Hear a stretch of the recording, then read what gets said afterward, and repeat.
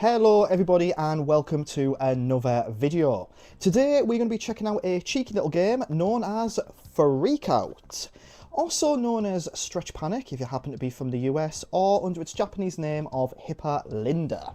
This was released in 2001 and Freak Out was developed by a company known as Treasure. These were a Japanese developer founded back in the early 90s, and they gained something of a cult following thanks to a steady stream of high quality 2D titles, typically released for Sega platforms but also popping up here, there and everywhere. Amongst the releases are the likes of Gunstar Heroes, Guardian Heroes, Dynamite Headdy, Radiant Silvergun and Ikaruga. They're a developer that I know of in passing. I've heard their name mentioned from time to time, but their games are ones that I've always kind of been on the list to check out at some point, and I've never really gotten around to it. That said, knowing of them and their somewhat cult following, I was very excited to give this game a go. So what exactly is Freak Out, or Stretch Panic, or Hippa Linda? Well, for one, it was Treasure's first foray into the world of 3D, and for two, it's a little bit of an action platformer. I say a bit of one because it doesn't really feature a lot of the typical platforming elements in its gameplay, and the focus really is getting through this sequence of boss fights. I suppose it'd be more accurate to call it kind of a boss rush or an action puzzle game. The premise here is that you are Linda, a young girl who lives with her 12 other sisters. All of them are incredibly vain and are obsessed with one particular thing. One day, a package arrives at the house that they live in, and the sisters eagerly open it up, only to unleash a number of proper cheeky demons into their home. Each demon possesses a sister, transforming them into a being based on their obsession. Linda, not being the vain type, does not get possessed by the demon.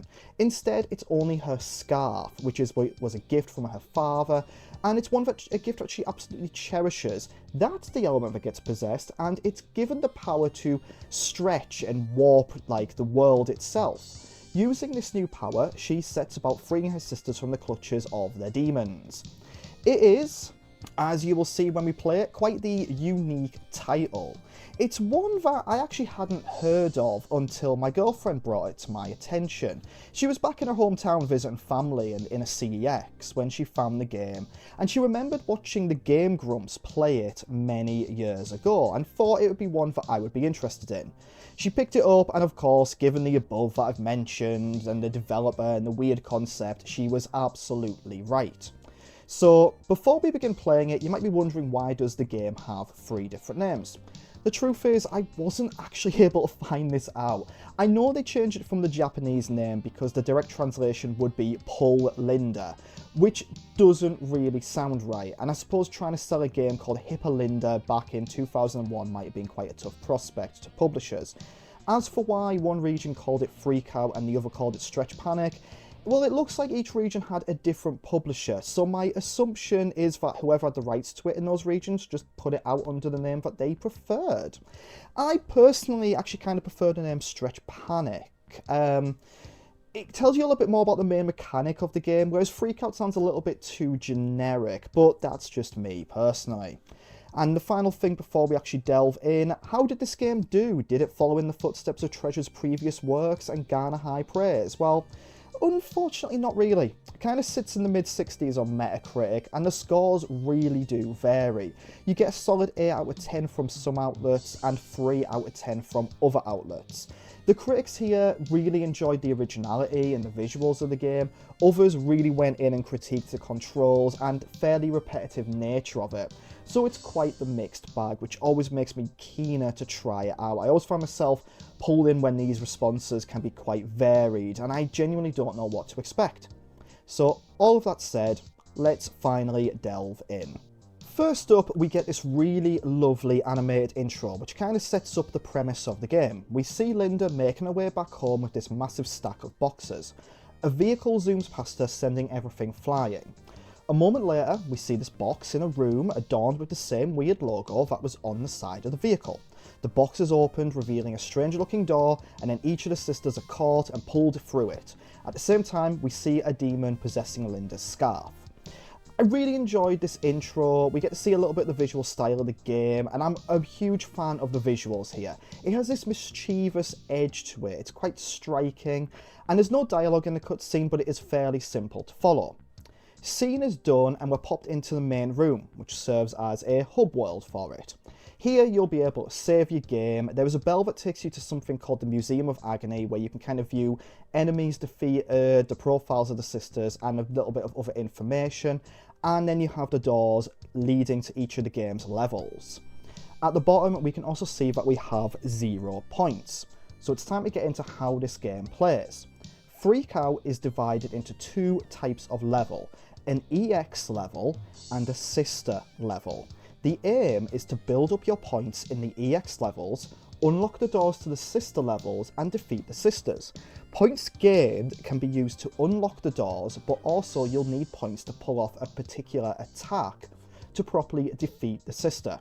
I'll explain that when we actually get to those levels, but for now, let's delve into the first EX level and build up a few points. So our first EX level is set on these floating islands, and it's here that we are introduced to the first enemy of the EX levels, the Bonita Zako, which are they're ladies. They're ladies who have wished for a certain part of their body to be augmented, and the demons heard their plea and they did it. And you have to defeat these enemies by pulling on their hair. No, I'm not sure about this one either. Look, we'll very quickly move past that and we'll talk about the controls of the game. The initial impression is one of awkwardness and it feels very tank-like. The main issue really is that you have very minimal camera control. You see, left analog stick controls Linda. The right analog stick moves the hand in kind of like a 2D space. So it's kind of like, you know, it sends the scarf going upwards when you hold up, left and right for left and right, but it's in this 2D kind of strafey plane. R1 will send the hand moving forward from the position you've left it in. L2 can look around, but I can't say that it feels very good or smooth to look around in the game. L1 will lock you onto an enemy or point though, which will allow Linda to strafe around that, which kind of helps when you're fighting the enemies, but it's by no means perfect, which is something we will get onto as we get to the boss battles. I do understand the feeling they were going for here. The idea that the scarf is some sort of separate being or entity that you control separately to Linda, but it really doesn't feel great, and sometimes you will find yourself missing what you were aiming for, or too much time lining something up and the moment for it passing. Still, the EX level isn't especially difficult. The hardest thing here really is not falling off of the platforms, as the enemies pose minimal, if any, threat at all. I go around this first map, build up about 12 points, and then we move on to the next EX level. This second one's a little bit different. It's set on these giant skyscrapers, and here we use another mechanic, the ability for the scarf to dig into the floor and launch us forward by pressing R3. Again, this is not perfect. There isn't much of an indication of where Linda will end up, so it can feel a little bit trial and error at first. Still, you can get used to it, and it's kind of fun to fling yourself around the map like this. We get ourselves up to 23 points, and then it's on to battling the first sister. The first door I go through costs me 1 point to open, and we're through. We get a cutscene introducing us to Siren, a sister who wanted to be a singer. Again, I love the design of the sister here and the little minions around her. They and everything in this game has this lovely toy box or creepy cute aesthetic to it. And now, fighting the sister itself is quite an interesting one. You see, what you want to do here is not only beat the sister, but you want to exorcise the demon from her. So what you do is you figure out the best moment to exorcise her. Then you use what is called a scarf bomb, and then you defeat her as you would. If you beat her without exorcising her first, then you will just have to fight her again, because the demon will leave and then come back in.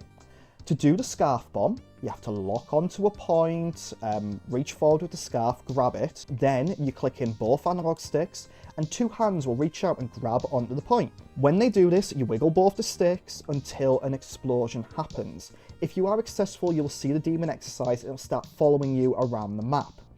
Siren herself is a fairly simple boss fight, and you can lock onto her and exercise her right at the beginning. The scarf bomb itself does cost 5 points, hence why we need to rack up more points in EX levels. And when you've exercised her, the rest of the fight is quite simple. Every now and then, Siren will hum this little tune and summon the minions towards her. You strafe around, use the scarf to pick up the minions, fling them away. When you get rid of all of them, she'll become enraged and she'll hurt herself with this giant kind of bubble that comes over her. You repeat this until she's beaten, and then we move on to the next fight. And then we can return to the hub world. You have the choice of repeating an EX level or tackling another sister. When you defeat this first batch of doors, more doors will appear, costing higher scores and featuring more bosses. And this is kind of so on and so forth until you've exercised all of them. That's pretty much the game. Rack up points, exercise the sisters, and that's it. Each sister battle is quite unique in how they play out. They're fun to figure out, but some do have moments of awkwardness. As an example, let's have a look at Cinder. She was obsessed with fire and has become something of a pyromaniac. The big issue here is that the weak point is the wiggly thing right at the back of the mouth, which the manual calls her Adam's apple, but that's not where the Adam's apple is. But I can't remember what the name of the wiggly thing at the back of your mouth is. I think it's uvula, but I'm not sure, and I don't want to commit to saying that, therefore sounding stupid, but I've already said it now, so let's pretend I didn't say all of that. But she will open her mouth from time to time, and you can aim towards the wiggly thing at the back of it. The issue here is that lining up the scarf in the 2D plane and sending it forward isn't an exact science. So more often than not, I would grab onto the side of the mouth, another part of the mouth, her face, whilst also dodging her attacks, meaning I'd get hurt. So it was just quite fiddly and awkward to figure out. However, when you did get it, it's quite satisfying. Another example of this awkwardness in the early bosses was Ms. Mecha. She would spin, move quickly, fire projectiles, and I would find that a mixture of the poor camera controls and slow movement of Linda meant that I got hit more often than I really felt I should. That said, those complaints aside, there is some incredible and inventive fights here, and whilst there is the fiddly nature of it, the creativity on display is fantastic. I have to give a shout out to Face Off, which was this grotesque Mr. Potato Head style being, and what you had to do was kind of launch something at it so that the facial features would fall off. Then you would pick up the facial part, put it back on in a weird Picasso-esque manner, which would enrage it, and that would rack up the damage. I absolutely loved this boss fight just for how mad and silly it was. And finally, one of the latter bosses, Demonica. This was a horror-obsessed sister, and this flipped mechanics entirely. You don't see this one at all.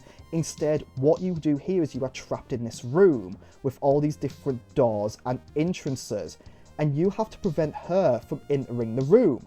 If she does, then it's instant death. This boss fight actually had me quite on edge throughout as I was scrambling from doorway to doorway trying to get there before she did and work out how to exercise her. But yeah, finally we get through all of the sisters, we beat the game, and I think it's time to wrap the review up. I love me an interesting and quirky game, and Freak Out is no exception to that. Is it what I'd call a great game? Certainly not, but it's also not a bad game. For me, it sits in that point in between as a game I really want people to see and experience at least once, just for the bizarre nature of it. It certainly has its problems. The controls are at times awful. They're quite fiddly, and you are fighting with them as much as you are the bosses and enemies. Doing the EX levels in between the bosses is repetitive, and they lack any real challenge, so they just kind of become a chore, and they also feature that enemy, which I'm still questioning. Conceptually, it's a mad take on Cinderella, except instead of ugly stepsisters, you've got 12 sisters possessed by vanity demons, which you have to exercise with a scarf, and for some reason you beat up these large-breasted ladies, which actually kind of makes it nothing like Cinderella at all, but to be honest, I'm trying to think of any sort of comparison here. There are other issues that pop up in the game, such as it not really telling you what to do, and it relies on you reading the manual for context behind everything in the game, especially the things that Linda can do. I guess, in a way, that is what the manual is actually for, to give you instructions, but an in-game tutorial for some of the mechanics, just to kind of teach you how to use them in context, might have been nice. I actually think the game might have been improved if they had actually done away with the EX levels entirely, worked on tightening up those controls, especially in relation to the camera, Obviously, it had not came out at this point, but there was actually a kind of comparison to be made here to Shadow of the Colossus as an example of how a game that is a sequence of boss battles does actually work. You could tie the scarf bomb into a slow recharging meter instead of it requiring points. You could have the camera on the right analog stick with a reticule to show you where the scarf is going to go. But regardless, I was able to overlook these issues. I had fun with the game, and I think others will as well. The bosses are the attraction here. They're a fun and quirky bunch. Each one of them feels slightly different. Some of them are definitely stronger than others. But that's always going to be the nature of it. I think even in the aforementioned Shadow of the Colossus, people certainly have ones that they kind of dislike throughout it. The game itself wasn't long, it wasn't especially difficult. It's the sort of game you could pop on for a weekend and clear it. It's what might have been back in the day a perfect rental game. And with all of that said, thank you so much for taking the time to watch this video, and I hope you really enjoyed it. Was Freak Out or Stretch Panic a game that you played back in the day, or are you a fan of anything else from Treasure? Please do leave a comment down below and like and subscribe to see more retro gaming content. Until next time, thank you so much for taking the time to watch this, and I shall see you again in a future video. Goodbye.